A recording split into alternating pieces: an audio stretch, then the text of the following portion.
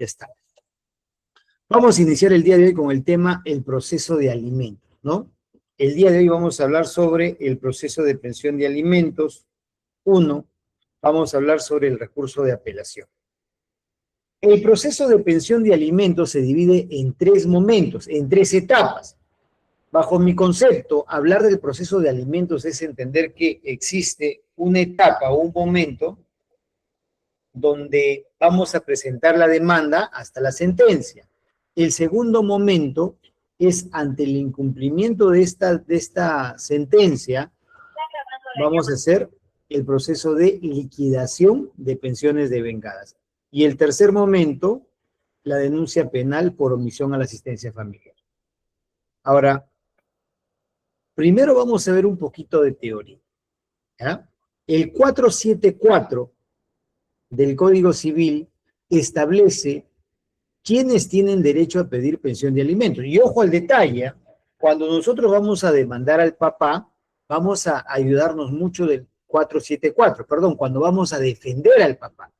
Cuando nosotros vamos a defender al papá, o en este caso al demandado, vamos a ayudarnos mucho con el 474. ¿Por qué? Porque hay obligación alimenticia, es decir, tienen derecho a pedir pensión de alimentos, uno, el cónyuge. Es decir, yo como cónyuge tengo derecho a pedir pensión de alimentos.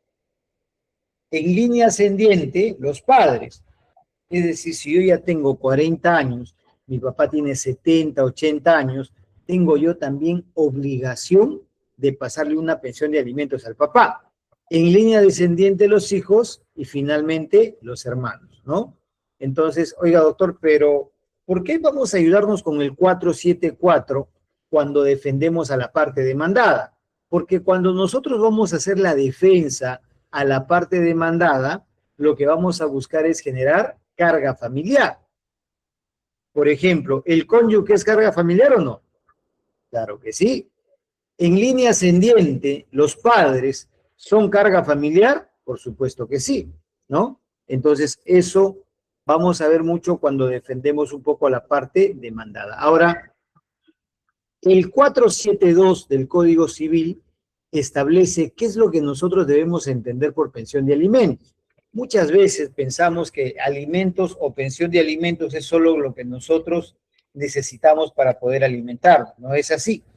El 472 del Código Civil señala que alimentos es todo lo que el menor necesita, todo lo indispensable, es decir, educación, vestimenta, vivienda, recreación, alimentación, todo lo que el menor necesita, ¿correcto? Yo recuerdo mucho que tenía un cliente que me decía, doctor, ya me ha salido la sentencia, que esta es la sentencia, doctor, muy bien, doctor, pero he visto, doctor, que acá dice pensión de alimentos, pero el juez no ha puesto nada en la sentencia, no ha consignado educación, vestimenta, ¿cómo vamos a hacer con eso, doctor? Me decía, ¿no? Pero, ojo, cuando hablamos de pensión de alimentos, legalmente hablando, en un proceso de alimentos, es todo lo que el menor necesita, ¿correcto? Ahora, la ley establece un máximo embargable, que no es necesariamente lo que el juez va a fijar por monto de pensión de alimentos, sino es un máximo, un tope. ¿Y cuánto es el máximo? El 60%. Eso lo establece el 648 del Código Procesal Civil, ¿correcto? Ahora, el 481 habla un poco sobre cuáles son los criterios que el juzgado va a utilizar para fijar el monto de la pensión. Cuidado, no vayas a pensar que el juez tiene una bolita mágica y va a decir, a ver, este señor Juan Carlos, ¿cuánto gana? ¿Dónde trabaja? Eso no existe. El juez va a utilizar dos presupuestos. Uno, capacidad económica del papá. ¿Cuánto gana el papá? Por ejemplo, va a ser distinta la pensión si yo gano 10,000 soles mensuales. Va a ser distinta la pensión si yo gano el sueldo mínimo. Entonces, el juez, el 481, a ver, hay un micrófono activado.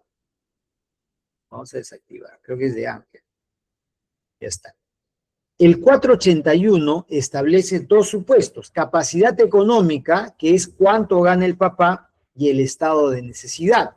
El estado de necesidad es cuánto gasta el menor. Por ejemplo, el monto de la pensión va a ser diferente a un menor que no tiene una condición médica, diferente a un menor que tiene, por ejemplo, autismo severo, ¿correcto? Pero el juez va a observar la capacidad económica del demandado y el estado de necesidad. Ahora, ojo, ¿puedo yo pedir en este proceso o en este tema el prorrateo, la demanda de prorrateo? ¿Cuándo se va a dar la demanda de prorrateo? Porque hemos hablado del 481, del 648, del 472. Oiga, y para empezar, ¿qué es el prorrateo? Supongamos que yo tengo 3 hijos, ¿correcto? Tengo 2 hijos con mi expareja y tengo un hijo con mi actual pareja. Pero como yo soy Pepe el Vivo, hago un acta de conciliación con mi actual pareja y me hago embargar el 60%. Oiga, pero el máximo embargable, ¿cuánto era? 648 del Código Procesal Civil, 60%. Entonces, quiere decir que mis otros 2 hijos no van a poder cobrar. Así tengan una sentencia o un acta de conciliación, es imposible que puedan cobrar. Ojo, estamos hablando en caso yo, papá, tenga trabajo estable. Entonces, ¿qué es lo que vamos a hacer para distribuir equitativamente ese 60% y restarle a este hijo que se lleva todo mi sueldo y dividirlo entre todos? Eso es un proceso de prorrateo, es una demanda. Va a iniciar con una demanda, contestación, audiencia y sentencia. Ojo, pero el primer requisito es estar al día en los pagos. Si yo, papá, yo demandado, no estoy al día con los pagos, entonces no procede el prorrateo de pensión de alimentos. Vas a presentar el prorrateo ante el juez donde en este caso realizó el primer emplazamiento, es decir, el juez que inició el primer proceso. Tienes que adjuntar obligatoriamente la sentencia o acta de conciliación. Sentencia o acta de conciliación. Pero, oiga, doctor, ¿y qué hago si yo quiero iniciar este proceso de prorrateo, pero la verdad, tengo deuda por pensión de alimentos? Como dicen por ahí, echa la ley, echa la trampa, ¿no? Te pide este requisito de estar al día en el pago de la pensión solo cuando eres el papá demandado. Pero supongamos, espero que me pueda dejar entender, ese es mi actual compromiso, con la cual yo vivo, y este es mi anterior compromiso. Entonces, ¿qué hago? Hacemos que el otro compromiso inicie el proceso de prorrateo. Porque al ser alimentista, al ser la mamá de uno de mis hijos, con el cual yo vivo, ella podría pedir el proceso de prorrateo sin la necesidad de estar al día en los pagos, porque ese requisito me lo piden a mí como demandado, no a la parte demandante, ¿correcto? Entonces, si es que uno de los alimentistas solicita la pensión, no hay ningún problema, lo puede avanzar. Pero si yo voy a querer iniciar este proceso de prorrateo, me van a hacer el requerimiento de estar al día en los pagos de la pensión. ¿Correcto? Ahora, existe una medida cautelar también. Por ejemplo, si yo tengo 4 hijos en distintos compromisos, pero solamente uno de mis hijos cobra mi 60%, los otros 3 hijos no tienen cómo cobrar. Entonces, admitida la demanda, puedo yo pedir una medida cautelar, ojo, medida cautelar en este caso, un prorrateo provisional de alimentos. Es decir, que el juez va a decir provisionalmente el 60% que son para lo que solo el hijo cobra, que se divida entre los 4, ¿correcto? Ahora, en el tema de alimentos, nunca es consentido y ejecutoriado. El día de hoy a mí me pueden sentenciar a 10.000 soles mensual. A ver, supongamos que el día de mañana el presidente agarra y me llama y me dice, a ver, doctor, va usted como ministro. Ah, perfecto. ¿Cuánto gana un ministro? Y la pensión que me van a fijar pues será pues por lo menos de 10.000. Ejemplo. Pero el día yo acaba la gestión, el presidente me dice, gracias, doctor, y vuelvo a trabajar en un estudio donde solamente gano 2.000 soles mensuales. Entonces, cuando hablamos de temas de familia, el monto de la pensión de alimentos es pasible a incrementar, es decir, yo puedo pedir el aumento de la pensión, lo dice el 482 del código, puedo pedir el aumento o puedo pedir la reducción, ¿correcto? Supongamos, el día de hoy me fijaron una pensión a mí de 500 soles mensuales. ¿Dónde trabajo yo? En un estudio jurídico. ¿Cuánto gano? 2.000. Perfecto. El día de mañana me llaman pues de repente a algún ministerio y me ponen en planilla, ahora gano 10.000.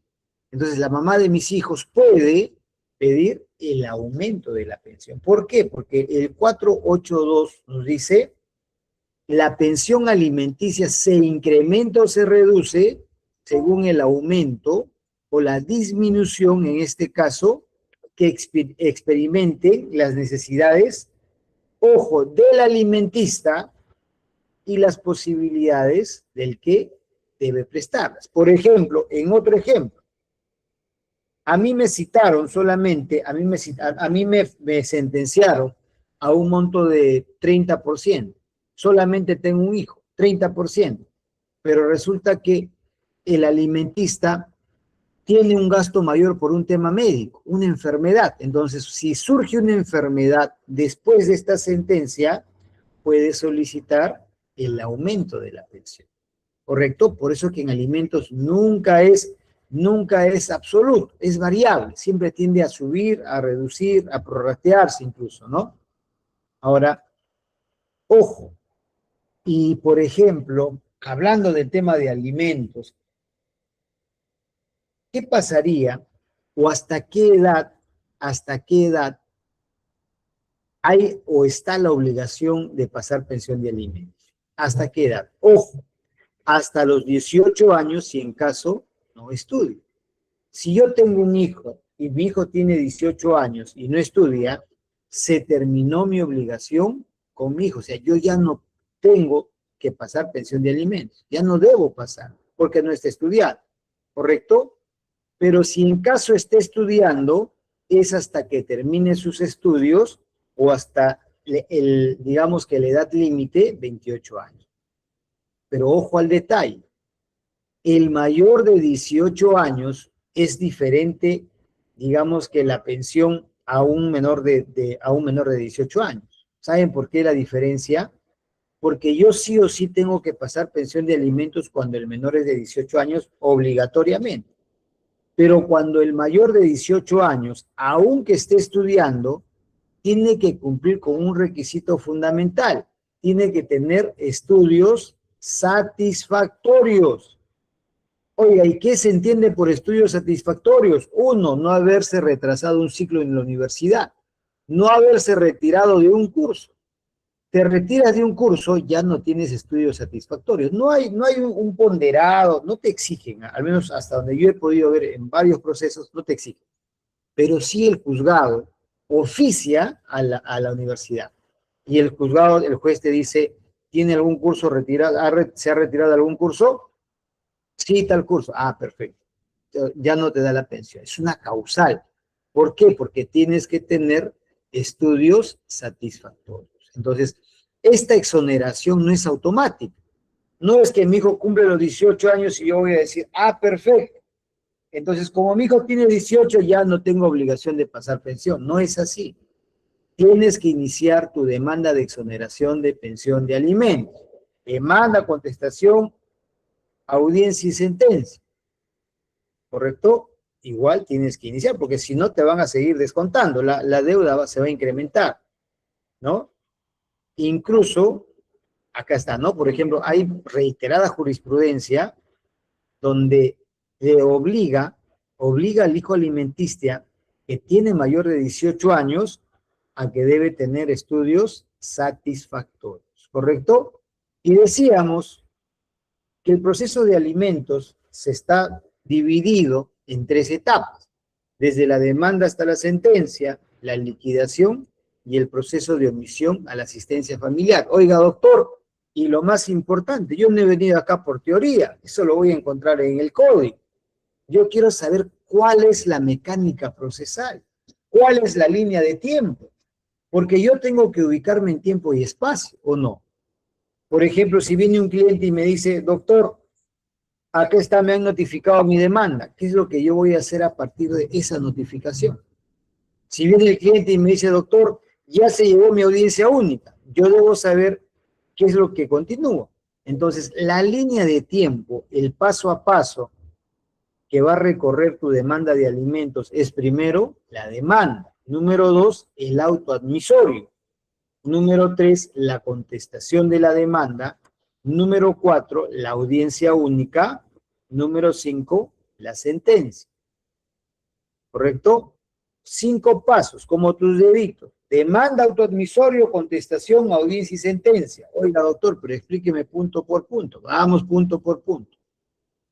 ¿Qué es la demanda de alimentos? La demanda es el derecho de acción que toda persona tiene para buscar tutela jurisdiccional efectiva. ¿Correcto? ¿Qué significa eso? Significa que yo como parte demandante tengo derecho a que un juez resuelva mi problema. Esa es tutela jurisdiccional efectiva, o sea, derecho a alcanzar justicia. Entonces, la demanda es el documento mediante el cual yo voy a solicitar un monto de pensión, ¿correcto? Ahora, cuidado. Cuando tú vas a solicitar una pensión de alimentos, el juez te va a decir, ah, perfecto, pero, oiga, usted puede solicitar la pensión por porcentaje o por monto fijo, ¿no? Podemos pedir la pensión de alimentos o por porcentaje o por monto fijo. Oiga, ¿y de qué depende? Sencillo. Por eso cuando vas a sentarte a redactar una demanda de alimentos, la primera pregunta que tienes que hacerte, ¿cuál es? Uno, tienes que preguntarte en qué trabaja el papá. ¿Es trabajador independiente o es trabajador en planilla? ¿En qué trabaja? ¿Correcto? Por ejemplo, si es un trabajador en planilla, si es de repente una persona que trabaja en el ministerio, es una persona que goza de beneficios, planilla, un efectivo policial, del ejército, de la marina, vamos a pedir por porcentaje, siempre por porcentaje. Oiga, ¿y por qué por porcentaje? Porque si tú pides la pensión, ejemplo, por monto fijo a una persona que trabaja en planilla, no vas a cobrar los beneficios de ley, ¿correcto? Supongamos, esta es una pensión por porcentaje y esta es una pensión por monto fijo. Cuando tú cobras la pensión por porcentaje, vas a sumarle más liquidación, bonificaciones, horas extra, escolaridad, todos los beneficios de ley. Ejemplo, yo cobro el 30%, más los beneficios, más liquidación, más CTS, más bonificaciones. ¿Se entiende? Pero ¿y si yo cobro por monto fijo? Ya no vas a cobrar, no le vas a sumar los beneficios de libre disponibilidad. No vas a poder sumar, ¿correcto? No le vas a poder sumar. ¿Por qué? Porque se entiende que todo está en este monto fijo, ¿correcto? Por eso es importante, cuando vas a iniciar la demanda, evaluar, ¿no? Pero, por ejemplo, ¿qué pasaría si yo tengo una sentencia? Esta es mi sentencia por monto fijo, pero el papá trabaja en planilla. O antes no trabajaba, era independiente, pero ahora trabaja en planilla. Puedo hacer el cambio de este monto de pensión por porcentaje a monto fijo o viceversa. ¿Qué pasaría, por ejemplo, si antes estaba en planilla, pero ahora es independiente y quiero cambiar de porcentaje a monto fijo? ¿Se puede cambiar? Por supuesto que sí. Eso se llama cambio en la forma de prestar los alimentos. Lo mismo, demanda, contestación, audiencia, audiencia y sentencia. ¿Correcto? Entonces, debe quedar claro que cuando yo inicio la demanda y el papá es trabajador en planilla, goza de beneficios, vamos a hacerlo por porcentaje, ¿correcto? Oiga, ¿y hay alguna ventaja más de hacerle la demanda a una persona en planilla? Claro que sí, que los abogados quedamos muy bien. Ustedes se han dado cuenta que hay clientes que te dicen, doctor, usted es una eminencia, doctor, en 2 meses ya estoy cobrando la pensión, yo no sé cómo lo hizo, doctor, pero usted es el mejor. No es que el abogado sea el mejor. Cuando el papá es trabajador estable, goza de beneficios, yo puedo pedir una retención. ¿Cómo una retención? Un descuento judicial. ¿Cómo un descuento judicial, doctor?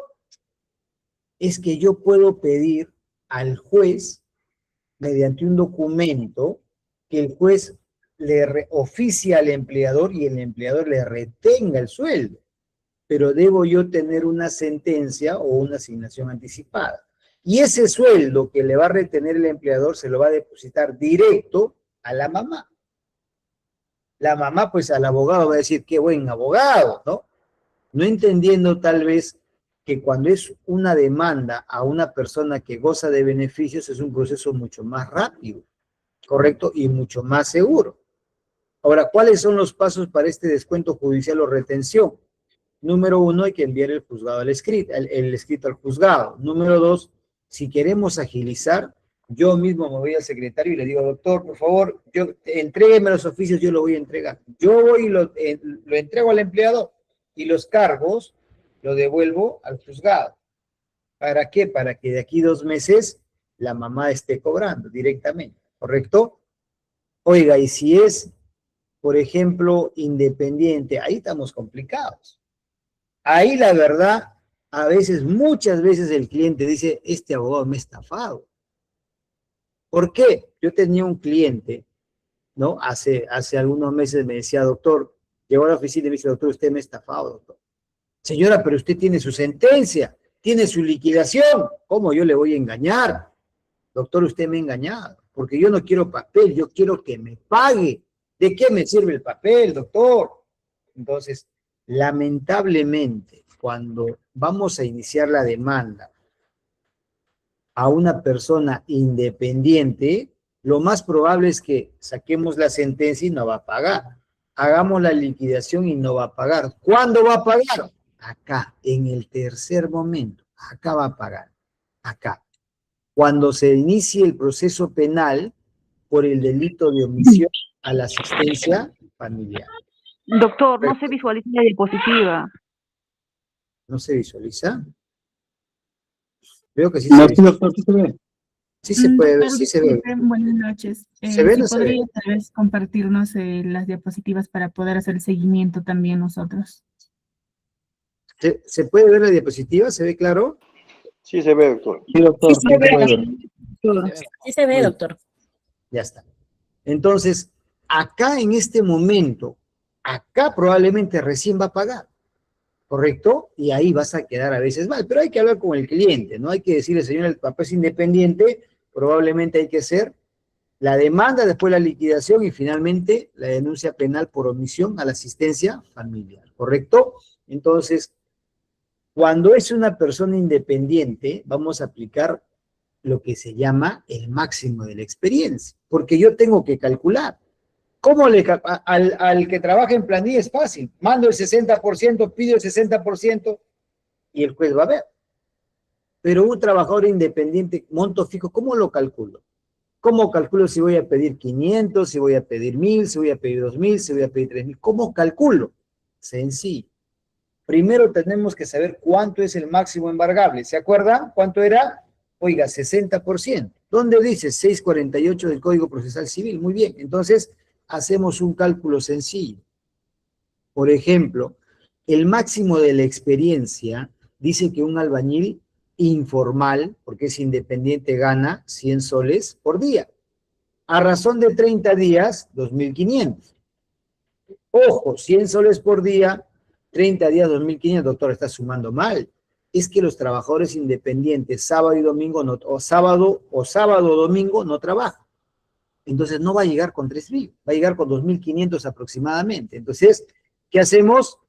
¿Cuánto es el 60% de 2.500? 1.500. Ese sería el máximo embargable, o sea, lo máximo que yo podría pedir por pensión de alimentos.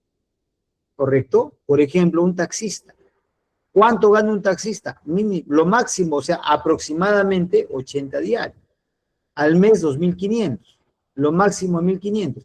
Y estos 1.500, que es el 60%, o sea, es decir, del sueldo total que tú le vas a calcular, ¿cuánto sería el 60%? Si gana 2.500, sería 1.500. Y este 60% que sería 1.500, se va a dividir entre todos sus hijos. ¿Correcto? Si tiene 2 o 3 hijos, se va a dividir, ¿no? Pero, por ejemplo, y si gana el sueldo mínimo, ¿cómo sería? Si gana el sueldo mínimo y tiene 2 hijos, ¿cuánto es el 60% del sueldo mínimo? Es 1.000 y tantos. A efecto de hacer un mejor cálculo, un cálculo más rápido, supongamos que sea 1.000. 60%, ¿cuánto sería? 600. Si tiene 2 hijos, sería 300, 300. ¿Correcto? Y si tuviera 3 hijos, estamos jodidos, ¿no? La pensión probablemente no va a ser muy alta, ¿no? Pero así vamos a hacer el cálculo de los trabajadores independientes, ¿no? En función a un aproximado de cuánto gana mensual, utilizando el máximo de la experiencia, ¿no? Pero, por ejemplo, si gana el sueldo mínimo, ¿qué es lo que la mayoría hace, ¿no? Declaración jurada, sueldo mínimo, lo máximo sería el 60%, y este 60% se debe dividir entre todos sus hijos. Por eso que a veces cuando llega un cliente y me dice, doctor, había un cliente que me decía, doctor, quiero iniciar la demanda de alimentos. Perfecto. ¿Cuánto gana el papá? Gana el sueldo mínimo, doctor. ¿Trabaja en planilla? Sí, pero gana el sueldo mínimo. ¿Y cuánto le da de pensión? Me da 800, doctor. Y yo le decía, señora, no inicie la demanda, porque va a ganar menos. Porque el máximo es 60%. ¿Qué edad tiene su hijo? Mi hijo tiene 4 años, doctor, recién. O sea, ni siquiera le van a dar el máximo, le darán una pensión de 350, 400, máximo, porque gana el sueldo mínimo. Y me decía, no, doctor, ¿cómo es posible? Ni modo que me van a dar menos, no le puedo hacer el proceso. La señora se fue, lo recuerdo mucho. Después de 6 o 7 meses regresó, doctor, ¿qué puedo hacer, doctor? ¿Qué pasó? Doctor, inicié la demanda con otro abogado y me bajaron la pensión. Obvio, el juez te va a bajar la pensión, porque ¿se acuerdan lo que yo les decía? El 481, que es la regla para que el juez fije el monto de la pensión, habla de 2 supuestos: capacidad económica y estado de necesidad. Eso va a observar el juez. El juez va a decir, ¿cuánto gana? 1.000. El hijo, a ver, ¿qué edad tiene? Tanto. 400, 350. ¿Correcto? Al final la señora terminó recibiendo una pensión incluso menos. Ahora, ¿cuáles son las recomendaciones? Estamos en la demanda de alimentos. ¿Cuáles son estas recomendaciones que nosotros vamos a ver el momento de redactar la demanda? ¿No? Por ejemplo, si el cliente viene y me dice, doctor, quiero hacer mi demanda, ya me decidí, doctor, muy bien. Lo primero, tema económico, ya llegamos a un acuerdo, perfecto. Lo primero que tienes que tener es la ficha C4. Es saber la dirección, el domicilio real. No va a funcionar, no procede tu demanda, va a ser declarado nula si pides que lo notifiquen en cualquier lugar. Tienes que pedir que se le notifique a su ficha C4. Ahorita voy a explicar.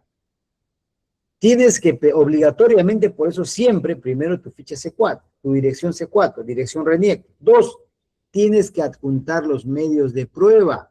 Si tú dices que es albañil, busca medios de prueba que acrediten que es albañil. Si dices que es taxista, busca los medios de prueba que es taxista. Yo tengo, creo que ese video se hizo súper viral. Tengo un video de una persona que, ¿cómo era el tema? Presentamos la demanda. La mamá decía, bueno, yo agarré el caso ya para la audiencia, y la mamá decía, doctor, él tiene 3 carros, tiene 3 vehículos. Él hace de Trujillo hasta Ferreñafe, no recuerdo el lugar exacto, un tramo largo de 2 o 3 horas. Cobra tanto y gana bien, tiene 3 carros, 2 carros alquila y 1 carro lo trabaja. Y en la contestación de la demanda, él, declaración jurada, gana el sueldo mínimo. ¿Usted está segura, señora, que tiene 3 carros? Sí. ¿Sabe dónde trabaja? Sí. ¿Puede usted buscar una amiga que tome ese servicio de taxi y lo grabe? Sí, doctor. ¿Qué hizo la amiga? Subió al taxi, empezó a grabar. Señor, ¿y usted siempre trabaja acá? Sí, claro que sí. Está grabando, ¿ah?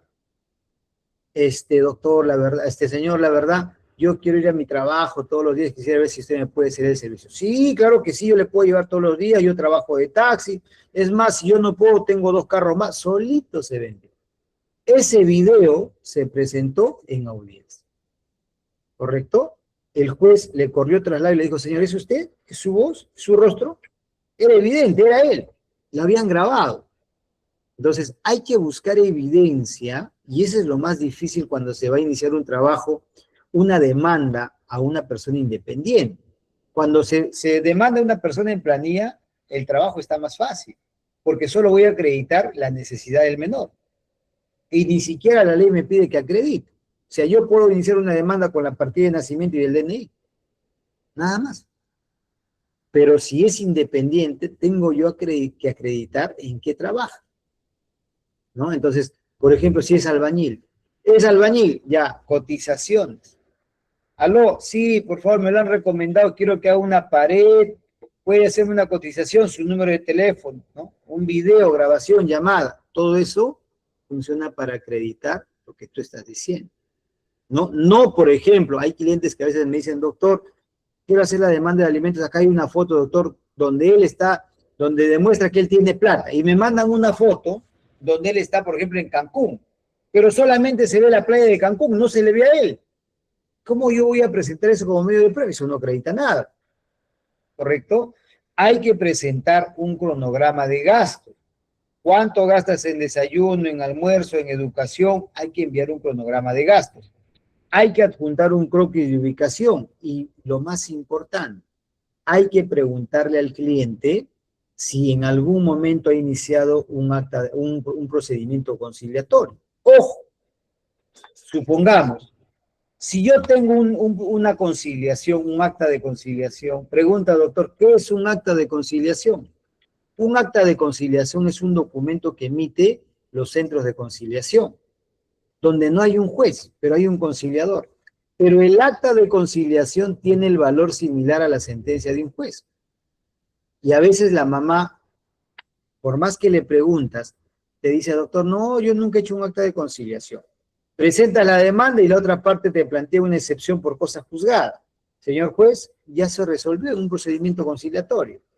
Señora, ¿qué pasó? No, yo pensé que eso no valía. Hay que preguntar, ¿correcto? Cuando vamos a iniciar esta demanda, hay que preguntarle. Porque pregunta, si yo ya tengo un acta de conciliación, ¿qué correspondería hacer? ¿Demanda o aumento? Si yo ya tengo el acta de conciliación, ¿tendría que iniciar una demanda de alimentos o un aumento? Un aumento. Aumento. Aumento, doctor. Aumento de alimentos. Oiga, un aumento. No puedo pedir pensión porque ya se fijó el monto de la pensión acá en este caso, en el acta de conciliación. Pero, doctor, a ver, pregunta. Usted me dice que se tiene que hacer en este caso, la demanda, ¿no? Muy bien, perfecto. Entonces, hay que tener eso en cuenta, ¿ya? Ahora, ese es uno. Dos, el auto admisorio, ojo, ese es el paso número uno. Hemos visto todo lo que es demanda de alimentos. Ya sabemos que la demanda puede ser por porcentaje o por monto fijo, que puedo aumentar, puedo disminuir, puedo prorratear, puedo pedir la exoneración. Todo en la línea de tiempo es lo mismo. Cuando yo hago una demanda de aumento, va a haber demanda, auto admisorio, contestación, audiencia y sentencia, todo completo, ¿correcto? Oiga, ¿y qué es el auto admisorio? El auto admisorio es la respuesta del juez. ¿Cómo que la respuesta del juez, doctor? Claro que sí. Tú presentas la demanda y el juez te contesta. El juez te dice, oiga, te voy a emitir el auto admisorio y tienes tres posibilidades. Uno, puede que te declare improcedente. Es decir, que tienes un error de fondo. Prácticamente estás hablando piedras. Un error de fondo. Por ejemplo, si el papá de mi hijo no firmó la partida, ¿puedo pedir pensión de alimentos o no? Si nunca firmó la partida de nacimiento, ¿puedo pedir pensión de alimentos? No. Improcedente, señor. Anda primero, haga el reconocimiento de la paternidad. Haga su filiación. No va a venir usted acá a iniciar pensión de alimentos. Improcedente. ¿Correcto? Te puede declarar inadmisible. Oye, ¿cómo es inadmisible? Hay un error de forma. El DNI ilegible, te equivocaste tal vez en adjuntar la partida, no adjuntaste la partida, inadmisible. Y te va a dar 3 días para que subsanes esa omisión. O puede emitirte el auto admisorio. Con el auto admisorio te demanda admitida la demanda. ¿Correcto? Pero es la respuesta del juez, ¿no? Es la respuesta del juez. Ahora, cuidado. Doctor, Cuando, disculpe, una interrupción. a ver, el ruedo de preguntas al final, ¿ya? Ok, Para ok. no perder la idea. Anoten todas las preguntas. Yo me voy a dar el tiempo de contestar todas las preguntas. Anoten, ¿ya? Si no, vamos a perder la idea. Por favor. A ver, entonces, cuando yo ya tengo esta demanda con sus anexos, tengo el auto admisorio, la demanda y sus anexos, el juez manda a llamar al notificador. Oiga, venga para acá, ¿no? Y le dice, vaya a notificar. Pero, a ver, ¿dónde podríamos notificarlo al Papa? ¿No? ¿Podemos notificarlo al domicilio actual? Sí se podría notificar al domicilio actual, es facultativo. Si yo quiero sí, si no quiero no. Al trabajo, facultativo, también lo puedo mandar a notificar al trabajo. ¿Correcto? Por teléfono, por WhatsApp, también lo puedo mandar. Pero ojo, es facultativo. ¿Dónde es que yo obligatoriamente tengo que notificarlo? Al domicilio real. Se presume que el domicilio real de todas las personas es el domicilio que figura en el DNI. No hay otro. Ojo, no hay otro domicilio real. Tenía un cliente que me decía, doctor, quiero demandar, me lo han recomendado, me han dicho que usted ve temas de familia, quiero denunciar al fiscal, al juez, al otro abogado, quiero denunciar a todo el mundo. No me importa lo que cueste, doctor. Cuénteme, señor, ¿qué pasó? Doctor, mire, me han sentenciado y nunca me notificaron. La primera pregunta que yo le hago, ¿en su DNI qué domicilio figura? Ah, doctor, ese es un domicilio que ya cambié hace años. El juez no te va a perseguir donde tú vayas.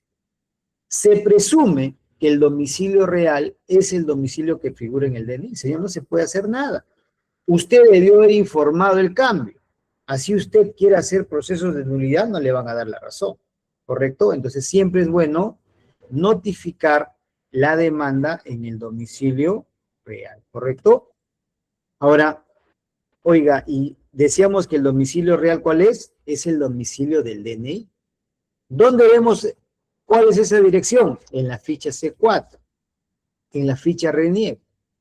Obligatoriamente tenemos que revisar. Al momento de iniciar la demanda, tienes que saber por qué. Y acá siempre hay una discusión con el cliente. A veces el cliente te dice, doctor, usted me está haciendo mal el trabajo, porque usted quiere demandarlo, quiere notificarlo a un lugar donde él ya no vive. Yo sé que él no vive ahí, doctor, pero ¿sabe usted dónde vive? No, es que no sé tampoco, pero es que ahí no vive. No importa. Demanda, o sea, que lo notifiquen a su domicilio real. Ese es el domicilio que se va a dar por válidamente notificado. Ahora, ojo, ¿qué pasaría si tienes este escenario? Tienes el domicilio real y el domicilio actual. Pide que se le notifique a ambos domicilios. Al domicilio actual, a efectos de que tenga conocimiento de la demanda, y al domicilio real, a efectos de evitar futuras nulidades. ¿Correcto? A efectos que en algún momento el papá no venga y me diga, solicito la nulidad de los actuados, porque se ha vulnerado mi derecho a la defensa. No, señor, se le ha notificado, mira, aquí está. ¿Correcto? Entonces, oiga, pero esta es la regla general. Toda regla tiene su excepción, ¿o no? Claro que sí. Oye, ¿y cuál es la excepción a esta regla donde yo tengo que notificar al domicilio real? O sea, ¿habría alguna excepción? Claro que sí. Supongamos que el día de hoy celebraste un procedimiento conciliatorio. Miren, en mi DNI dice Lince, pero la mamá me invitó a conciliar. Yo asistí a la conciliación, iniciaron y firmamos un acta de conciliación por falta de acuerdo. En el acta de conciliación por falta de acuerdo, yo consigné una dirección, San Juan de Miraflores, pero en mi DNI dice Lince. Pero en esta acta puse San Juan de Miraflores. A esa, por ejemplo, ese caso es una excepción a la regla. Porque el juez me va a decir, señor, su domicilio real es acá. Sí, juez, perfecto. Pero la señora sabía de este domicilio actual. Aquí está, mire, juez. Aquí está el acta de conciliación. Sabía. Van a declarar la nulidad. Correcto. El juez me va a dar la razón. Otra excepción, una denuncia penal, ¿no? De repente me denunciaron por violencia psicológica. Fui a rendir mi declaración y en la declaración yo consigné San Juan de Miraflores, pero en mi DNI está Lince.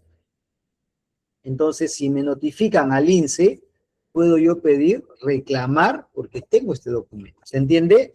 Entonces, en conclusión, cuando vamos a notificar, es recomendable al domicilio real, al domicilio actual, número telefónico, y si has celebrado un acta de conciliación, a esa dirección. Y si tienes una denuncia, mira qué dirección ha declarado. También notifícalo, ¿correcto? A efectos de evitar futuras nulidades.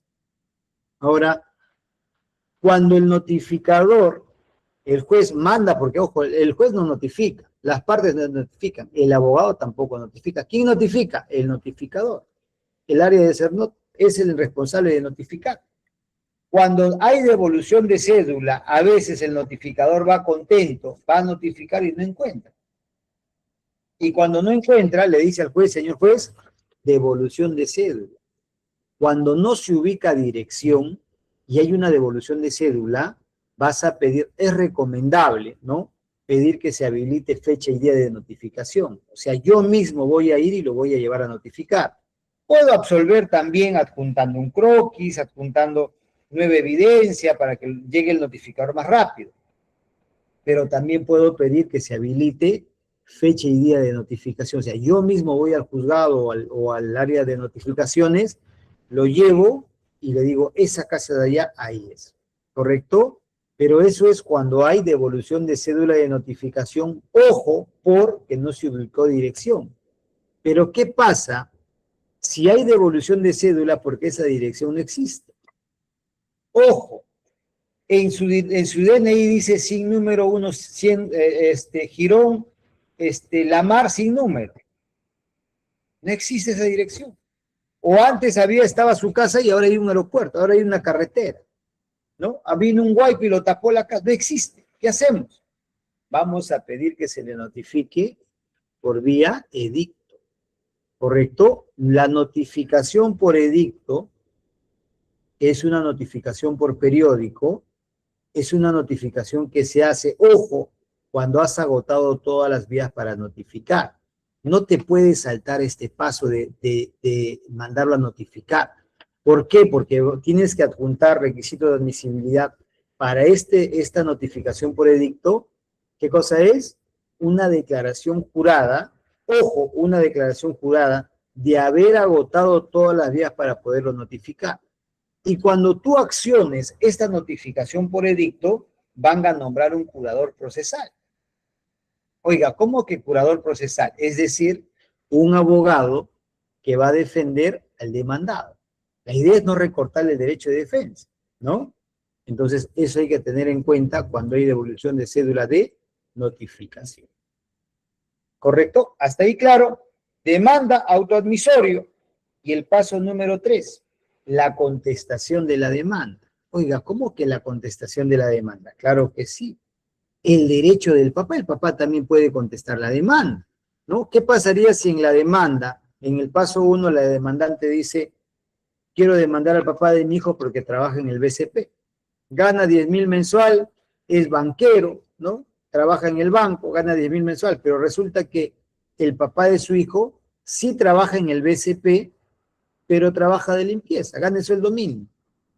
Entonces, el momento donde el papá va a responder, va a contestar la demanda, es cuando, ojo, en la contestación de la demanda, pero tiene 5 días hábiles para contestar. Tiene 5 días hábiles. No va a contestar en cualquier momento, ¿correcto? No va a contestar en cualquier momento. Tiene que contestar dentro de los 5 días hábiles. ¡Ojo! Y obligatoriamente vas a adjuntar en esta contestación declaración jurada de ingresos o la boleta de pago. Y si no presento, te van a rechazar la contestación, que es requisito de admisibilidad. Vas a adjuntar arancel judicial por ofrecimiento de prueba y derecho de notificación. Y sobre todo vas a adjuntar tus medios de prueba, tus pruebas. ¿Tienes carga familiar? Partida de nacimiento de los hijos. ¿Tienes carga familiar con los papás? Acta de conciliación con los papás. declaración jurada de los papás que tú asumes sus gastos. Tienes que presentar pruebas, ojo, para ver un poco tu carga familiar, ¿no? Eso es importante. Por ejemplo, a veces hay papás que vienen, nosotros defendemos también al papá, hay papás que vienen y dicen, doctor, he traído todas mis pruebas que acreditan mis gastos. ¿Qué traen? Uno, contrato de alquiler de la casa. Pregunta, ¿el contrato de alquiler de la casa será recomendable presentar en esta contestación para acreditar gastos o no?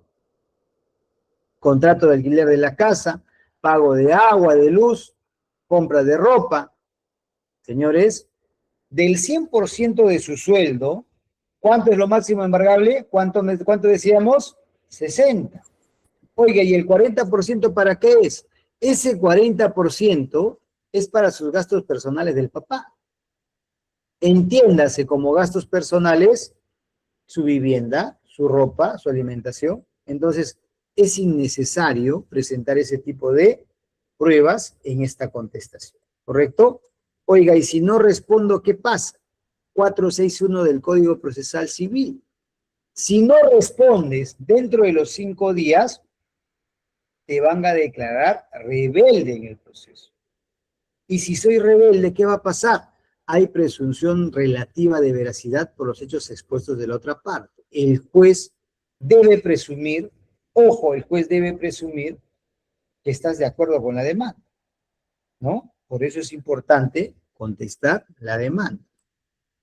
Ahora, oiga, y doctor, pregunta, porque pasa mucho que llegue el cliente y te dice, doctor, quiero la contestación de la demanda. Muy bien, ¿cuándo lo notificaron? Hace un mes, doctor. ¿Cómo que hace un mes? ¿Qué hacemos? ¿Qué hacemos ahí? Vamos a mandar un téngase en cuenta, ¿correcto? Pero no es una contestación. En el téngase en cuenta vamos a pedir que el juzgado tome de oficio si hay pruebas, ojo, como carga familiar, es decir, hijos. Por ejemplo, si el papá tiene 2 o 3 hijos más, basta que el juez tome conocimiento de esos hijos, el juez te va a rechazar ese téngase en cuenta, pero va a tomar de oficio esas partidas de nacimiento, ¿correcto? Es una manera de tratar de que el juez tenga conocimiento de los hijos, pero solo cuando hay hijos, o sea, cuando hay carga familiar. Si vas a querer presentar otras pruebas, no te las vas a hacer. ¿Por qué? Porque el momento para que una persona presente las pruebas es en la etapa postulatoria. Y entiéndase como la etapa postulatoria, la demanda y la contestación. ¿Correcto? Este es el momento donde tienes que presentar tus pruebas. Y luego de eso viene la audiencia única. Ojo, la audiencia única de pensión de alimentos. Oiga, ¿y qué es la audiencia? ¿Qué va a pasar en esta audiencia? La audiencia única es el momento donde el juez va a llamar a las partes, ¿correcto? El juez va a llamar a las partes, ¿para qué? Para poder conversar con ellos. Esta audiencia es virtual. La mayoría de las audiencias son virtuales. En esta audiencia lo primero que va a pasar es que las partes se van a acreditar, ¿no? Datos completos de las partes, nombre, dirección, teléfono. El abogado se va a presentar, ¿no? Mi nombre es tal, soy abogado tal. El abogado se va a presentar. El juez lo primero que va a hacer es el saneamiento procesal. Va a declarar la existencia de una relación jurídica procesal válida, ¿correcto? Purifique el proceso. Es el momento donde el juez resuelve las excepciones en este estadio procesal. Esta es la línea de tiempo, en la audiencia única. Saneamiento procesal, después va a venir la conciliación. ¿Cómo que conciliación, doctor? ¿Cómo que conciliación? O sea, en esta audiencia única, ¿va a haber una etapa de la conciliación? Claro que sí. Sí va a haber una etapa de la conciliación, ¿no? Sí va a haber una audiencia de conciliación. En esta audiencia de conciliación, el juez se va a retirar su investidura de juez y se vuelve un conciliador. Pero cuidado, tú como abogado tienes que haberle preparado a las partes para que tengan una propuesta. ¿correcto? Para que tengan una propuesta, tiene que haberles preparado. Por ejemplo, a la mamá, señora, ¿cuánto es lo mínimo que usted podría aceptar? Doctor, 500, ya, dale, haces la propuesta para conciliar de 500. Doctor, pero yo no quiero conciliar. El juez te va a reclamar una propuesta obligatoria. Y si tú no preparas a tu patrocinado, el juez te va a reñir a ti. Al papá, ¿cuánto es lo máximo que usted puede pasar, doctor? Puedo pasar 300. Ya, esa propuesta va a ser en esta conciliación. ¿Correcto? Los abogados en esta etapa conciliatoria no participamos, solo observamos nada más. Entonces, luego de esta etapa de conciliación viene la fijación de los puntos controvertidos. ¿Qué es la fijación de los puntos controvertidos? Ojo, la fijación de puntos controvertidos son los puntos en los cuales va a girar esta audiencia. ¿Cuáles serían acá los dos puntos controvertidos? Primer punto controvertido, determinar la capacidad económica del demandado. Segundo punto controvertido, determinar la necesidad, en este caso, del menor. Luego viene la admisión y la actuación de los medios de prueba. Ojo, admisión y actuación de los medios probatorios.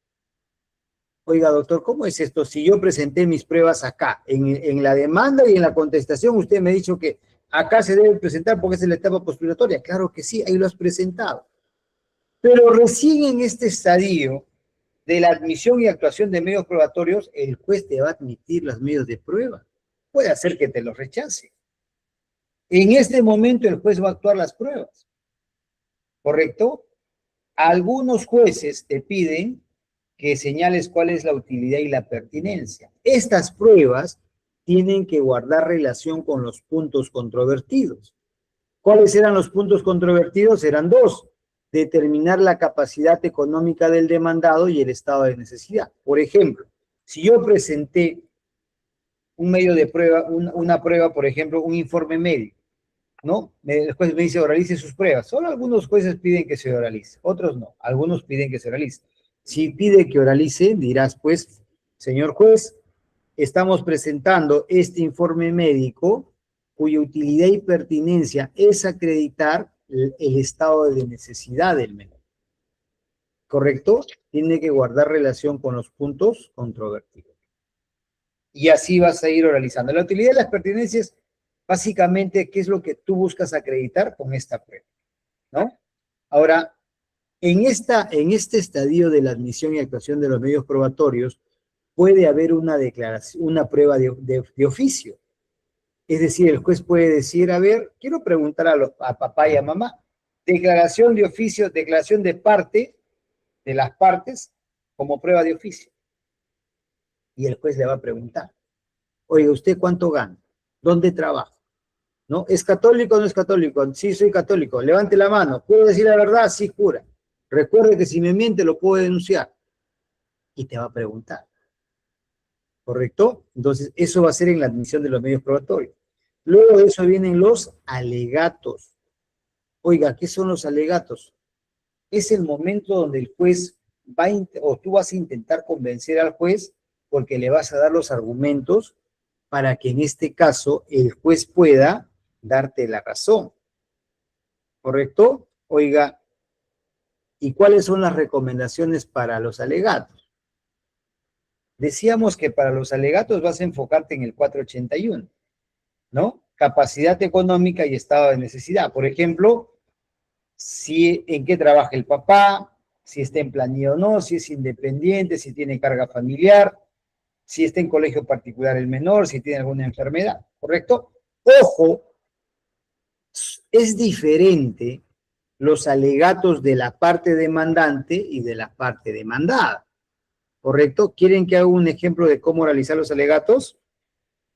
Por ejemplo, ¿cómo serían unos alegatos para la parte demandante? Para la parte demandante los alegatos es mucho más sencillo, ¿no? Pero para la parte demandada hay que saber cómo vamos a dar los alegatos. Por ejemplo, para la parte demandante, ¿cómo sería? Señor magistrado, la defensa va a sustentar los motivos y los argumentos por los cuales su honorable despacho deberá de declarar fundada la presente demanda en todos sus extremos. Señor magistrado, el 472 establece que el monto de pensión de alimentos es o debe cubrir todo lo indispensable para el menor, es decir, alimentación, recreación, medicina, salud, vestimenta, vivienda, medicinas, todo lo que el menor necesita. Asimismo, señor magistrado, el 481 señala que debemos observar la capacidad económica del demandado y el estado de necesidad, es decir, cuánto gana el papá y cuánto gasta el menor. Señor magistrado, respecto a la capacidad económica del demandado, hablamos que el demandado tiene capacidad económica. El mismo que se ha acreditado con una boleta de pago donde se ha puesto a conocimiento de su despacho que percibe un monto de 10.000 soles mensuales. Señor magistrado, no tiene carga familiar, porque en la contestación de la demanda no ha presentado partida de nacimiento de algún hijo adicional que pueda tener. Es una persona joven, es una persona sana. Señor magistrado, respecto al estado de necesidad, hablamos de un menor que tiene una enfermedad, el mismo que se ha acreditado con el informe médico, en este caso autismo severo, lo cual, señor magistrado, por lo cual requiere de constantemente terapias, de taxis, de gastos al hospital. Señor magistrado, asimismo requiere de educación, medicina. Actualmente estudia en un colegio particular, por lo cual requiere de una maestra sombra, que son gastos fuera de lo común, son gastos adicionales. Asimismo requiere de útiles, requiere de vestimenta, de interiores, de vivienda, todo lo que señala el 482. En ese sentido, señor magistrado, solicitamos declare fundada la presente demanda. ¿Ve? Ya están tus alegatos. Te enfocaste en capacidad y estado de necesidad. Eso es cuando defiendes a la mamá. Y finalmente vas a pedir que se declare fundada la demanda en todos sus extremos. Oiga, y si defiendo al papá, ahí hay que ser un poco estratégicos para defender. Vamos a hacer una crítica constructiva. Algunos colegas siempre buscan atacar la necesidad del menor.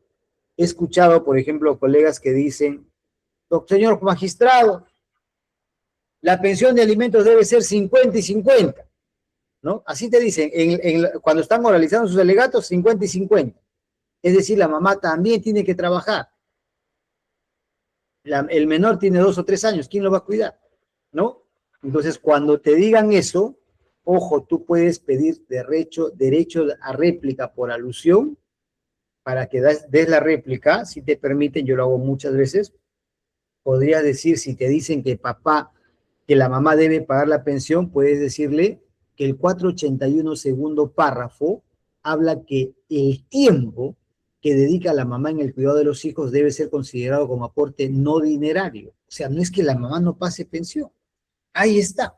Cuando la mamá lo cuida, lo lleva al hospital, cuando tiene fiebre, cuando se desvela, cuando le da su comida, cuando le lava su ropa, ahí está el 50%. ¿Entiende? A veces también colegas dicen, señor magistrado, la parte demandante no ha acreditado los gastos.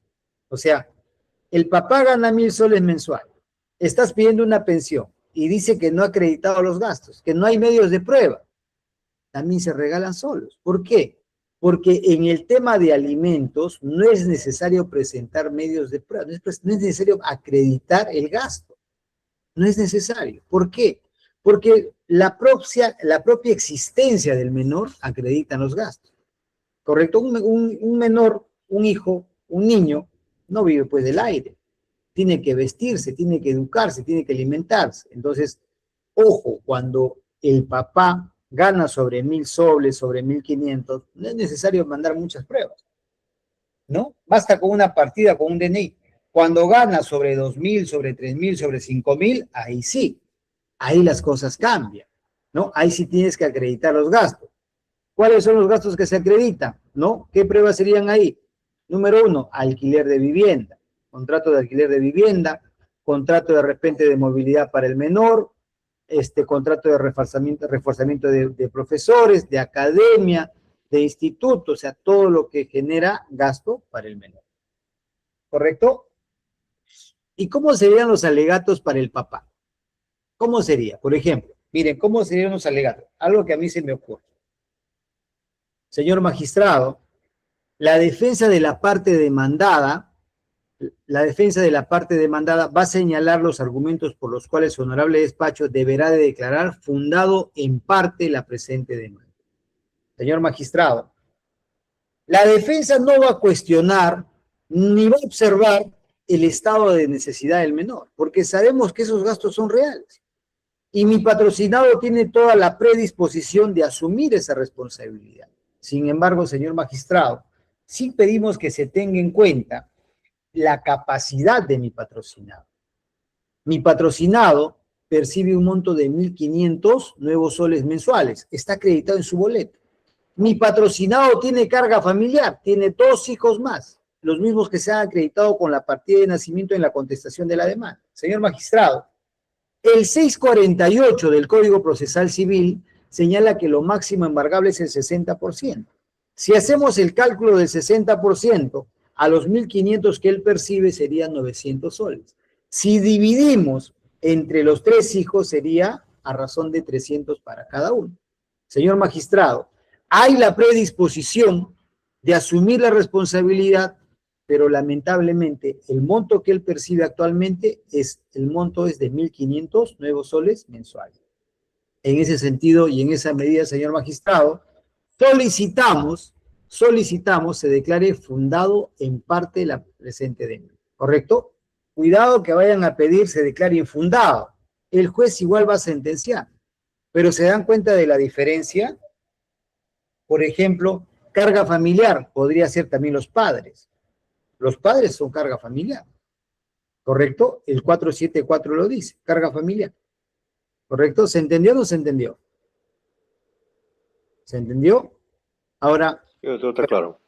vamos a hacer una pequeña simulación rápida y breve de cómo sería una audiencia en la realidad, ¿ya? En la realidad, ¿cómo sería? A ver, no sé si está la doctora Gabriela.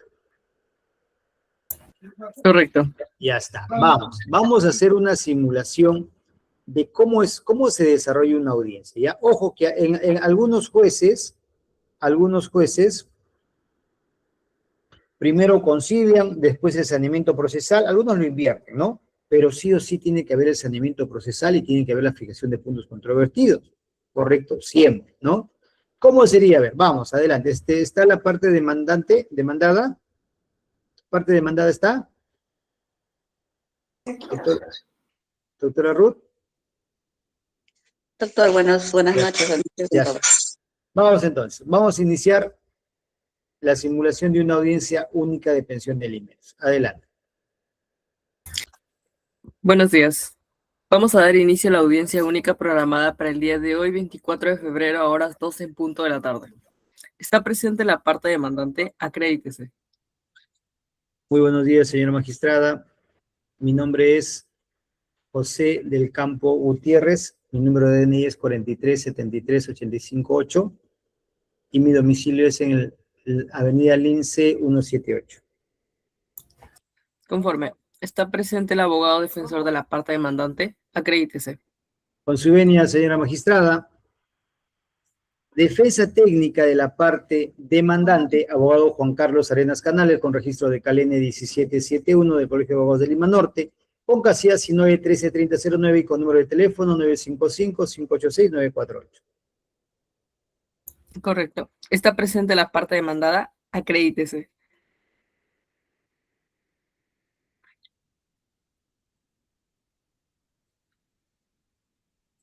Está presente la parte demandada, acredítese. Sí, doctora. Buenas tardes. Mi nombre es Ruth Arias Vargas, con número de DNI 10377254. Está presente el abogado defensor de la parte demandada, acredítese. Sí, muchas gracias, señora magistrada. Defensa técnica de la parte demandada, abogado José del Campo Gutiérrez, con registro de CAL N 189 del Colegio de Abogados de Lima Norte, con casilla 913-14145 y con número de teléfono 955-586-948. Conforme. No habiéndose presentado la etapa postulatoria de excepciones, corresponde al juzgador declarar el saneamiento procesal y la existencia de una relación jurídica procesal válida en el presente proceso. ¿Alguna observación, abogado de la parte demandante? Ninguna, señor magistrado. ¿Alguna observación, abogado de la parte demandada? Ninguna, señora juez. Corresponde en este acto el juzgador iniciar con el procedimiento conciliatorio en audiencia. Parte demandada, ¿tiene una propuesta para poder conciliar? Sí, ofrezco 200 soles mensuales. Conforme. Parte demandante, ¿está de acuerdo con el monto? La verdad que es insuficiente para mis 3 hijos, no alcanza, no estoy de acuerdo. Ok. No habiendo llegado a un acuerdo conciliatorio, el juzgador declara frustrada la conciliación. En este acto, el juzgador fija los puntos controvertidos en el presente proceso. Como primer punto controvertido, determinar la capacidad económica del demandado. Como segundo punto controvertido, determinar el estado de necesidad de la parte demandante. En este acto, corresponde al juzgador admitir y actuar los medios de prueba presentados en la demanda y en la contestación de la demanda. Admítase como medio de prueba los numerales 1 al 5 de la parte demandante. Admítase como medio de prueba los numerales 1 al 3 presentados por la parte demandada. Abogado de la parte demandante, puede realizar sus alegatos finales. Ya. Y en ese momento es donde ya presentan los alegatos, ¿correcto? Supongamos que yo ya hice mis alegatos. Correcto. Abogado de la parte demandada, puede realizar sus alegatos finales. Es el momento donde la otra parte va a realizar sus alegatos también, ¿no? Ya di el ejemplo hace un momento. Habiendo escuchado los alegatos de las partes, queda la causa expedita para dictar sentencia. Cerramos grabación. Gracias. Ya, miren. Es el ejemplo de una audiencia única de pensión de alimentos. ¿Se dieron cuenta? Va a ir en ahí tal cual estamos observando en la pantalla. Saneamiento procesal. Ahí damos conformidad nada más. Conforme. La etapa de la conciliación tienen ustedes que enseñarle a las partes que tengan una... Ojo, ¿qué pasaría si de repente el juez le dice, a ver, parte demandada, propuesta? No, señor juez, no sé, ¿su abogado no le ha dicho nada? Doctor, ¿usted no lo ha asesorado? Por favor, asesórelo bien. Haga bien su trabajo. Te va a reñir. Entonces tienes que tener una propuesta. Luego la fijación de puntos controvertidos, igual. Va a pedir solo conformidad. ¿Conforme? Sí, conforme. Ahí no hacemos nada, ¿no? En los alegatos, sí. En los alegatos sí te vas a sentar, ¿no? En los alegatos, ¿correcto? Muy bien. Ahora, ojo, luego de esto viene la sentencia. El código dice que debe ser en audiencia única la sentencia. Eso no existe, ¿no? Será pues de 1000 juzgados, un juzgado que te emita sentencia en audiencia. Ay, sí, pero poco, muy poco. La mayoría, por lo menos de 30 a 60 días, recién emite la sentencia. ¿Cuánto tiempo demora todo este proceso? Por lo menos de 4 a 6 meses, ¿correcto? Hasta ahí. Vamos a abrir pliego de preguntas. A ver, ¿qué hace? ¿Abrimos pliego de preguntas o después del tema de apelación? Igual ustedes lo van anotando, ¿ah? Ustedes lo anotan. ¿Qué les parece si cerramos con apelación y después hacemos las preguntas? ¿Les parece? Ahí estaría bien, doctor. ¿Ya? Perfecto. Anoten todas las preguntas que todos vamos a responder, no se preocupen. Ahora, ojo, ya tengo la sentencia ya, pero, doctor, he presentado cantidad de medios probatorios, una cantidad inmensa de pruebas, pero resulta que el juez no me ha dado la razón. Me han sentenciado a 300 soles y el papá percibe 3000 soles mensual y es hijo único, me ha dado 300. O viceversa. Gano el sueldo mínimo y el juez me ha sentenciado a 800 mensual. Yo no sé qué ha visto el doctor, me ha visto con cara de gringo, el juez. Entonces, ojo, el recurso de apelación es el ejercicio del derecho a la doble instancia. Tengo yo o puedo cuestionar esta sentencia. Puedo yo pedir que un juez superior revise esta sentencia. Ojo al detalle. ¿Cómo que puedo? O sea, ¿esta sentencia no es absoluta? No. Si hay un juzgado de primera instancia que emitió una resolución y tú no estás de acuerdo, recurso de apelación. El artículo 364 del Código Procesal Civil establece, ojo, que el recurso de apelación tiene por objeto que un juez superior, un órgano jurisdiccional superior, examine la resolución que te produzca agravio, ¿correcto? Pero ojo al detalle. Cuando tú vas a presentar tu recurso de apelación, tienes que indicar, lo dice el 366 del Código Procesal Civil, 1, el error de hecho o error de derecho. 1, error de hecho o error de derecho. 2, tienes que indicar cuál es el agravio que te causa esta resolución. ¿Correcto? Y tienes que tener una pretensión concreta. Ojo al detalle.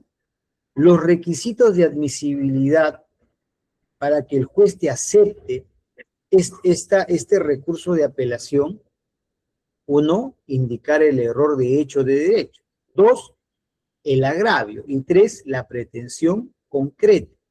Tienes que tener una pretensión concreta, ¿correcto?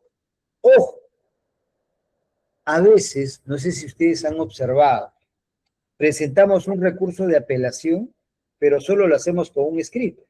No indicamos el error de hecho o el error de derecho, no tenemos pretensión concreta, no indicamos el agravio, pero sí le ponemos recurso de apelación, yo no estoy de acuerdo con la sentencia, el juez es un juez arbitrario.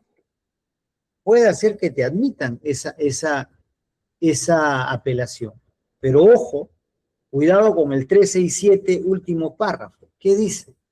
El 367 último párrafo dice: el superior también puede declarar inadmisible o improcedente la apelación. ¿Cómo así? O sea, a pesar que el juez de primera instancia ya me admitió la apelación, ¿el superior puede declararme inadmisible? ¿Cómo es esto? ¿Improcedente? Claro que sí, dice.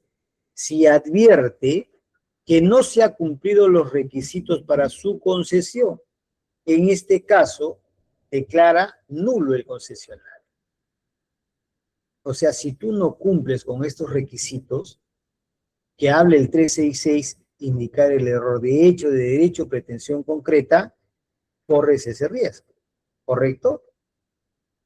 Ahora, la pregunta del millón. Oiga, ¿y qué es el error de hecho y qué es el error de derecho? ¿No? ¿Y cuál es el agravio o cuál es la pretensión concreta? Miren, la pretensión concreta es qué es lo que yo busco lograr. Ojo, ¿qué es lo que yo busco lograr en este caso con mi apelación? ¿Puedo yo pedir como pretensión concreta que se revoque la sentencia o que se declare la nulidad? Dos pretensiones concretas en el tema de alimentos. Puedo pedirle al juez superior y decirle: señor juez, solicito se declare la nulidad como pretensión concreta. O sea, mi pedido es que se declare la nulidad. O puedo pedir que se revoque la sentencia, que se cambie, que se revoque, que se modifique, que se reforme. ¿Cuándo voy a pedir que se declare la nulidad? Cuando yo identifique un vicio en el proceso. Cuando yo identifique un vicio en el proceso, pediré que se declare la nulidad. ¿Cuándo voy a pedir que se declare o que se revoque la sentencia?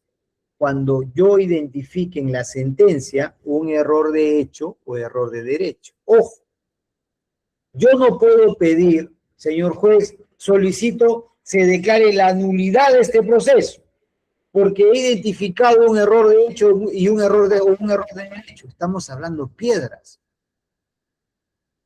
Tu pretensión concreta es según lo que tú identificas en la sentencia, según el error que has encontrado. Si hay un error de hecho o de derecho, pedirás que se revoque la sentencia. Y si hay un vicio, pedirás que se declare la nulidad. ¿Correcto? ¿Me dejo entender? Nunca puedes pedir, si hay un vicio, que se revoque la sentencia. No hay forma. Imagínate, a ver, imagínate. Hay un vicio en el proceso. Nunca me notificaron. Dentro del proceso de alimentos, tanto el auto admisorio, la sentencia y la resolución que aprueba la liquidación y me da los 3 días para pagar, debe de notificarse obligatoriamente al domicilio real. Lo vimos al inicio, nunca me notificaron. A mi domicilio real no. Entonces, pero me sentenciaron. No vas a pedir pues que se revoque la sentencia indicando que hay un error de hecho de derecho. Si nunca te defendiste, tendrás que pedir la nulidad, que se declare la nulidad y se retrotraiga todo el proceso hasta la resolución que vició todo este proceso de alimentos, hasta el auto admisorio. ¿Correcto? Pero si tú identificas que el juez incurrió en un error de hecho de derecho, ahora sí pedirás que se revoque la sentencia. ¿Correcto? Oiga, doctor, y pregunta, ¿cuándo es un error de hecho y cuándo es un error de derecho? Un error de hecho es cuando hay una incorrecta valoración de las pruebas. Doctor, me sentenciaron a 300, pero he adjuntado pruebas, por ejemplo, que se acredita que el señor visita en el OCE, trabaja para el Estado, pero el juez solamente me ha sentenciado a 300. ¿Qué has identificado en la sentencia? Un error de hecho, porque el juez no ha valorado correctamente las pruebas. ¿Cuándo habrá un error de derecho? Cuando hay una incorrecta valoración de una norma. ¿Correcto? Incorrecta valoración de una norma. Cuando hay un error de hecho, va a ser cuando una incorrecta valoración de las pruebas.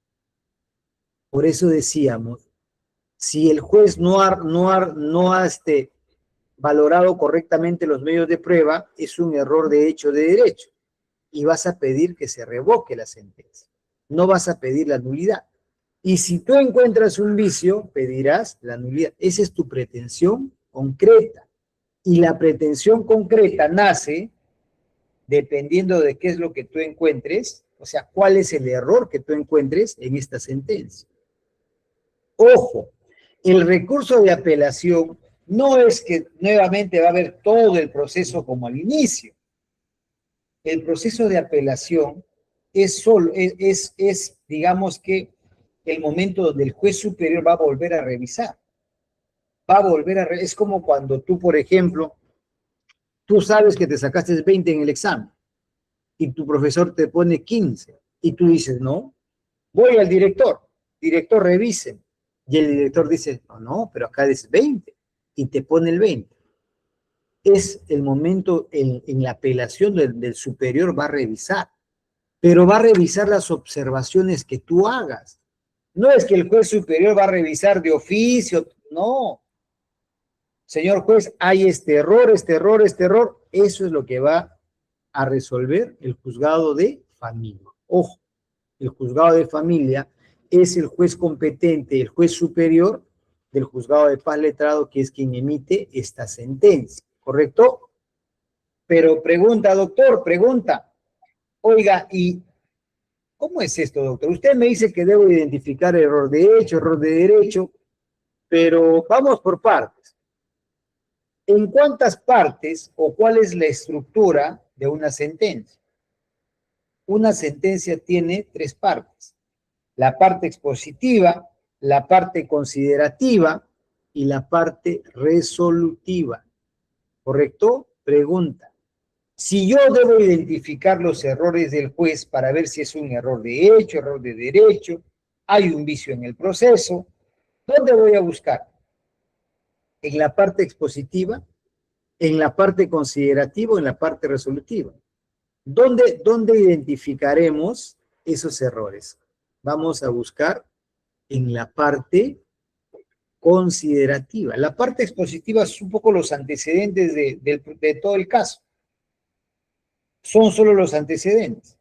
La parte considerativa, ahí sí, ojo, en la parte considerativa, ahí sí vamos a encontrar las razones, los motivos, los argumentos principales, ¿correcto? Por el cual el juez llegó a esa conclusión. Ahora, ¿y la parte resolutiva qué hay? En la parte resolutiva vamos a encontrar el fallo. se resuelve tal monto, es el fallo, es la decisión final, ¿correcto? ¿Quieren ustedes que comparta una sentencia para poder identificar las partes? Compartimos una sentencia, sé que ustedes ya lo conocen, tal vez para los que no lo han, me confirman, lo compartimos, ya está, rapidito. Sí, A doctor. ver, dale. A ver, vamos a ver si me permite abrir. Lo que pasa es que estoy con otra, con otra laptop porque... A ver, a ver, a ver. Ya está. A ver. Ajá. A ver, me confirman si se puede ver.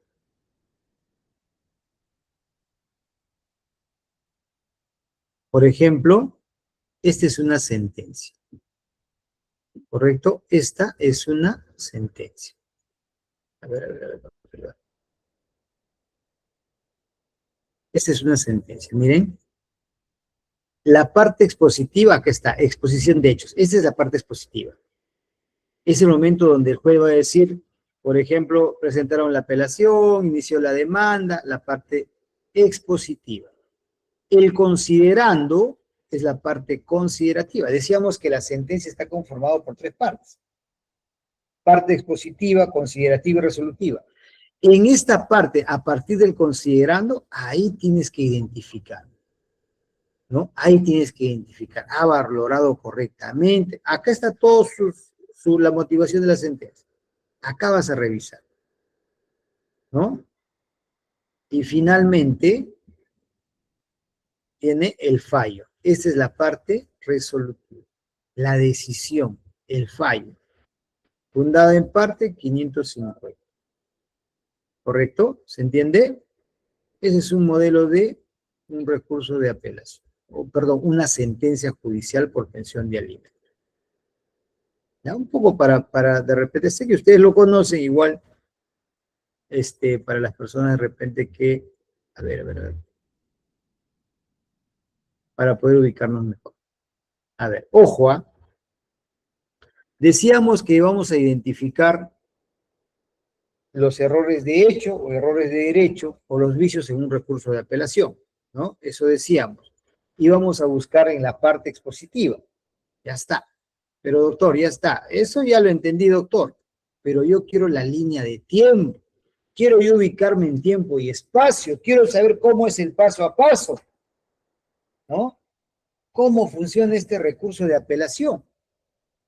Esta es la línea de tiempo de un recurso de apelación.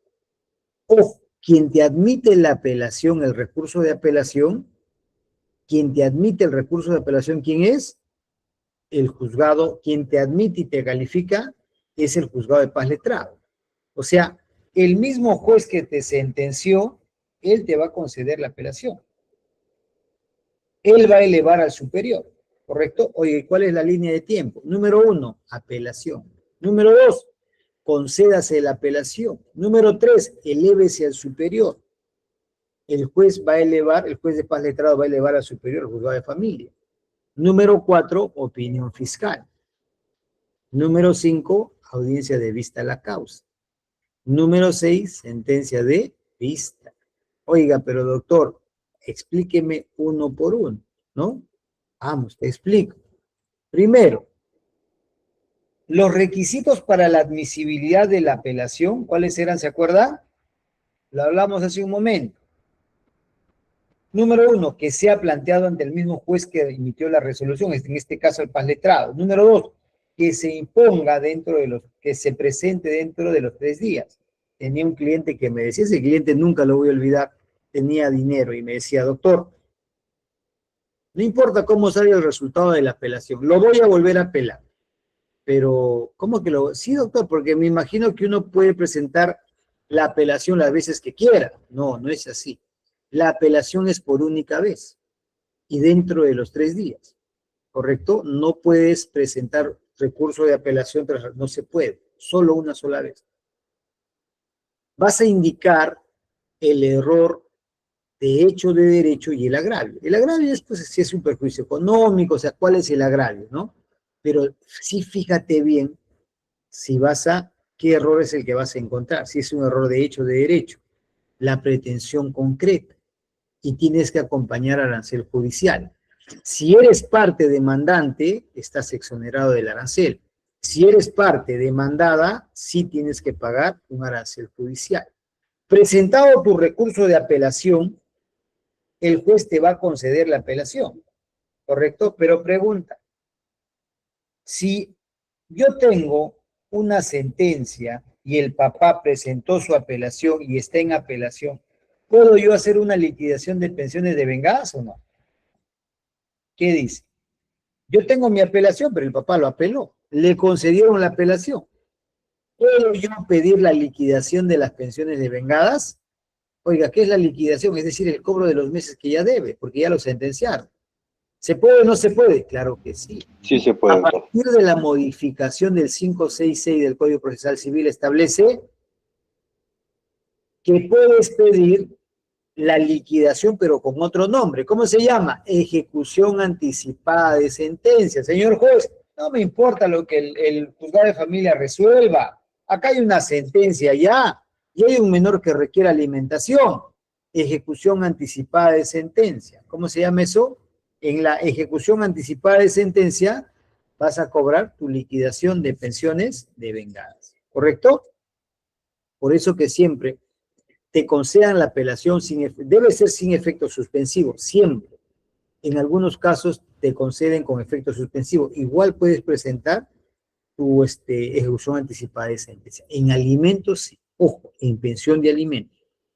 En apelación, en el recurso de apelación también puedes presentar, por ejemplo, nuevos medios de prueba, nuevas pruebas. En apelación puedes. Supongamos que en el recurso de apelación no pude presentar en primera instancia y en segunda instancia tengo las pruebas, puedes presentar. Si te aceptan las pruebas, presentar pruebas. En otros procesos, por ejemplo, ya no te aceptan. En alimentos, sí. Luego que te conceden la apelación, el juez de paz letrado, ¿qué va a hacer? Este juez de paz letrado va a elevar al superior, al juzgado de familia, esta apelación, ¿no? Admite, concédase la apelación, elévese al superior, y lo eleva, ¿no? Lo eleva al superior. Arregle usted, señor juez, ¿no? Yo ya no tengo nada que ver, juzgado de familia. El juzgado de familia recibe, ojo, ya no se envía como antes. Antes, por ejemplo, se enviaba todo el íntegro del expediente.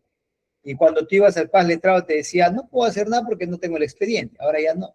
Ahora debe enviar las copias digitalizadas al juzgado de familia. El expediente original queda en el juzgado de paz letrado. El juzgado de familia recibe el expediente y lo manda al fiscal. En un recurso de apelación va a haber la opinión fiscal. El fiscal va a opinar. El fiscal pedirá que se confirme la sentencia, ¿no? Es su opinión, podría opinar que se confirme la sentencia, que se declare la nulidad, ¿no? Que se revoque la sentencia y cuando piden que se revoque la sentencia, que se reforme, es decir, se aumente o se disminuye el monto. El fiscal va a dar su opinión. Luego de la opinión fiscal viene la audiencia de vista a la causa. Oiga, ¿qué es esta audiencia de vista a la causa? ¿Será la misma audiencia como llevamos en primera instancia? No es la misma audiencia. Esta audiencia de vista a la causa, ojo, primero, para que tú puedas participar, tienes que solicitar el uso de la palabra dentro del tercer día de notificado la fecha de la audiencia. Por ejemplo, te llegó a la casilla la fecha de la audiencia de vista. Cítese para audiencia de vista a la causa el día 22 de marzo. Tengo 3 días a partir de que me han notificado para pedir el uso de la palabra. ¿Correcto? Debo solicitar el uso de la palabra, señores, soliciten. Yo recuerdo con un colega, no es personal, pero con el colega nos dimos duro en la audiencia de primera instancia, con palo. En réplica, nos hemos dado con palo. Él apeló, yo apelé. Acá nos íbamos a ver las caras. Yo presenté el uso de la palabra. Ellos no presentaron. En esta audiencia, es un informe oral, no es una audiencia de informe oral, el juez se presentó y dijo, a ver, abogado de la parte demandante, ¿presentó uso de la palabra? Sí, señor magistrado, muy bien. Se le va a conceder por unos minutos el uso de la palabra. Abogado de la parte demandada, ¿presentó el uso de la palabra? No, doctor. Pero en aplicación del interés superior, por favor, el mismo derecho. No, señor. Usted conoce el derecho. No se le concede el uso de la palabra. Hizo sonar su campanita y parte demandante, oralice. Y yo, pues, que no quería, le he dado con palo al otro abogado, ¿no? Y el otro abogado quería, pero no podía participar. Entonces, siempre es importante solicitar el uso de la palabra. Es cierto, hay juzgados que no te piden esta formalidad. Hay muchos juzgados que no te piden. A veces hay clientes que me dicen, por ejemplo, vienen y me dicen, doctor, quiero que me acompañe para la audiencia de vista. Solicitaron uso de la palabra, reviso y no lo solicitaron. Y yo debo ser sincero con el cliente. Señora, yo voy a ir a participar, pero hay el riesgo de que el juez no me permita. ¿Pero por qué, doctor? Porque no solicitaron el uso de la palabra. Igual yo lo voy a hacer, yo voy a batallar. Y cuando yo llego a esta audiencia, sin haber solicitado el uso de la palabra, tengo que decirle, señor juez, en aplicación al interés superior del menor, que permite que las normas pueden flexibilizarse, cuando dicha flexibilización favorezcan al menor, solicito, se me concede el uso de la palabra, toda vez que la defensa anterior no ha solicitado. Pero en aplicación al interés superior del menor solicitamos nos conceda el permiso para poder organizar. Algunos te aceptan, algunos son cerrados, formales, no te dicen. Entonces, ¿qué es lo recomendable? Para esta audiencia tienes que solicitar el uso de la palabra, ¿correcto? Ojo, si tú eres parte apelante y tú quieres hablar con el juez, porque hay mamitas que hablan mejor que el abogado, hay mamitas que dicen, doctor, yo quiero decirle al juez sus verdades, yo quiero decirle, vas a pedir informe de hechos. El uso de la palabra es para el abogado defensor, informe de hechos para las partes, ¿correcto? Como parte demandante solicito informe de hechos, a fin que pueda, ¿no?, informar oralmente sobre los hechos. Ahora, ojo, en esta audiencia, no es que puedes hablar lo que tú quieras, es como, ¿se acuerdan en la universidad? Cuando tú presentas un trabajo monográfico, cuando presentaba, no sé si ustedes lo habrán presentado, yo presentaba trabajos monográficos, por ejemplo, y el profesor te decía ya, oralice su trabajo. Tú tienes que ceñirte, tienes que oralizar de acuerdo a cómo está tu apelación, ¿correcto? No puedes aumentar ni disminuir. Tienes que sustentar tal cual, y tienes 3 o 4 o 5 minutos. ¿Qué vas a decir, señor juez? Solicito se declare la nulidad del presente proceso. Toda vez que el juzgado de primera instancia vas a empezar a oralizar. Tu pretensión principal, ¿qué vas a oralizar? Ha incurrido en estos errores, un error de hecho. Toda vez que tal, desarrolles. Finalmente solicito se declare la nulidad, o en este caso se declare la revocatoria de la sentencia, por haber incurrido en un error de hecho en la sentencia. Y el juez va a revisar la sentencia, ¿no? Si vas a pedir la nulidad, solicito se declare la nulidad. Mi pretensión concreta, señor magistrado, es que su honorable despacho disponga mediante una sentencia de venida de grado la nulidad de este proceso, toda vez que este proceso sea vulnerado el derecho a la defensa, el debido proceso. Nunca me notificaron, se ha recortado el derecho a la defensa, ¿correcto? Entonces, vas a empezar, pero ojo, vas a argumentar solo lo que dice en tu apelación. Si en tu apelación le pusiste 3 o 4 líneas, el juez te va a observar. Y el otro abogado, si yo soy abogado de la otra parte, voy a estar escuchando y voy a decir, señor juez, no se está respetando la igualdad de armas y nos están dejando en indefensión, porque la demanda que él ha presentado no lo está realizando, ¿correcto? ¿Por qué? Porque lo que nos han corrido traslado es de esta apelación, y el señor está realizando cosas distintas a lo que está en su apelación, y después le va a llamar la atención. ¿Se entiende? Eso va a ser en la audiencia de vista a la causa. Diferente la otra audiencia, ¿no? Es diferente. Acá es ya básicamente puntual. Estos son los errores que incurrió, y esto es lo que yo pido. Revíselo a ver si tengo la razón o no. Finalmente, después, la sentencia de venida de grado, la sentencia de vista. En esta sentencia, este juez de familia tiene poder, ¿no? Tiene poder el juez de familia, porque el juez de familia puede cambiar la decisión. El juez de paz letrado te puede decir, yo sentencio a 1000, y este juzgado de familia puede decir, no, señor, que sea 5000. Pero ¿cómo? Este tiene poder, el juzgado de familia.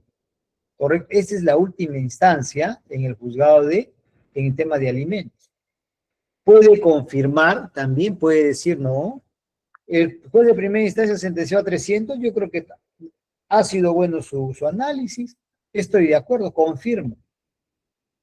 Puede revocar, y cuando revoca va a reformar, es decir, reformo de 500 a 1500, reformo de 1500 a 300, aumenta o sube el monto.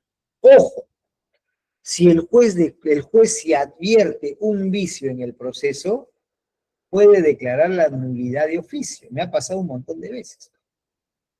Yo pido que se revoque la sentencia, el juez revisa todo el proceso, nulidad de oficio. ¿Correcto? También lo puede hacer. Entonces, son un poco los efectos de esta sentencia en el juzgado de segunda instancia. Ojo, luego de esto, el juzgado de familia, como Pilato, se lava la mano y devuelve el expediente al juzgado de paz letrado. Dice, no, ya no tengo nada que ver ya. Toda queja, lo que tú quieres hacer, habla con el de paz letrado. Yo solamente resolví tu queja.